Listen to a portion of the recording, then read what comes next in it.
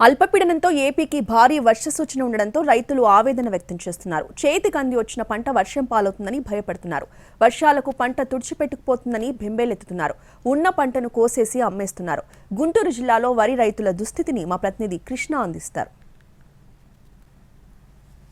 Delta రైతుల పరిస్థితి అయితే చాలా ఆందోళనకరంగా ఉంది. ముఖ్యంగా వరి పండిస్తున్నటువంటి రైతులు ఉన్నటువంటి వాతావరణ పరిస్థితుల్లో ఏం చేయాలో తెలియనటువంటి పరిస్థితి ఉంది. ప్రస్తుతం పంట పండించారు, పంట చేతికైతే వచ్చింది, కళ్ళాల్లో ఒడ్లు మొత్తం కూడా ఉన్నటువంటి పరిస్థితి. వాటిని ఆరబోస్తున్నారు. అంటే కొద్ది రోజులు అయితే వాటిని అమ్ముకునేటువంటి పరిస్థితి. కానీ పైన వాతావరణం చూస్తే తీవ్రంగా వర్షాలు పడతాయనేటువంటి హెచ్చరికలు ఉన్నాయి. అధికారులు కూడా కోతలు కొయ్యొద్దు, ఆపేయండి, ఉన్నటువంటి వాటిని జాగ్రత్త చేసుకోండి అని చెప్తున్నారు. ఈ నేపథ్యంలో అసలు రైతుల పరిస్థితి ఎలా ఉంది, ఎంత రేటుకి వీళ్ళు అమ్మేసుకుంటున్నారు అనేది అడిగి తెలుసుకుందాం.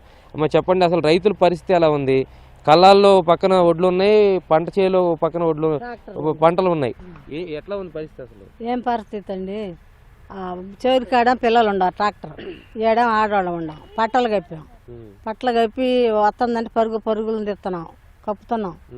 మరి దళారులేమో 14కి 50 కొంటున్నారు. 1450 రూపాయలు ఇప్పుడు బస్తా.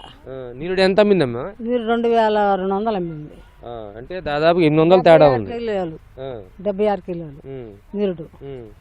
7 ఏమన్నా 1450 మీద 20 అట్ట పెడుతున్నారు. 15 బాటల బంగారం వాళ్ళు తెచ్చిపోతున్నాం. ఈడ రేటు లేదు, మరి ఇంకేడ పట్టుకుంటాంలే అని ఇచ్చేస్తున్నాం.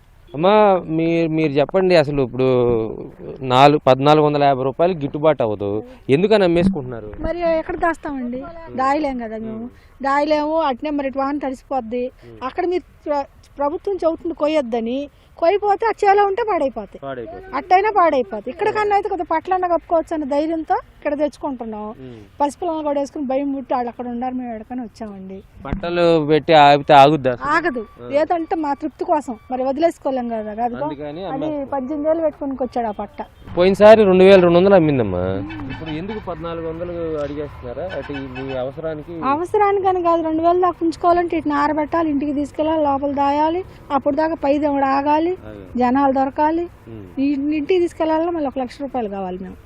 అందుకని మరి అన్ని తీసుకెళ్ళి బాగు చేయలో అయినా ఆగట్లేదు కదా దేవుడు. సాయంత్రం నుంచి బాగా వర్షాలు చెప్తున్నారు కదా, భయం వస్తుంది.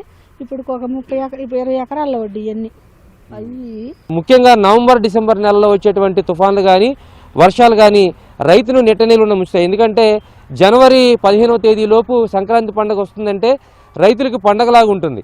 కానీ అలాంటి పండుగ వాతావరణాన్ని రైతు దూరం అవుతూ ఉన్నాడు, ఆ పండుగ వాతావరణానికి దూరం అవుతున్నాడు. ఇలా వస్తున్నటువంటి వర్షాలు ఏవైతే ఉన్నాయో ఆ వర్షాల దెబ్బకు పక్కన దాచుకున్న పంటను అమ్ముకోవాల్సి వస్తుంది. అదేవిధంగా చేలో ఉన్నటువంటి పంట ఏదైతే ఉందో వాటిని నిర్దాక్షిణ్యంగా కోసేయాల్సి వస్తున్నటువంటి ఆవేదనలో ఉన్నారు. ప్రస్తుతం రైతు కుటుంబాలు మొత్తం కూడా, అంటే ఆడవాళ్ళు మగవాళ్ళు అనే తేడా లేకుండా తమ పంటను కాపాడుకోవడానికి ఎలాంటి ప్రయత్నాలు చేయాలో అవన్నీ కూడా చేస్తున్నటువంటి పరిస్థితి.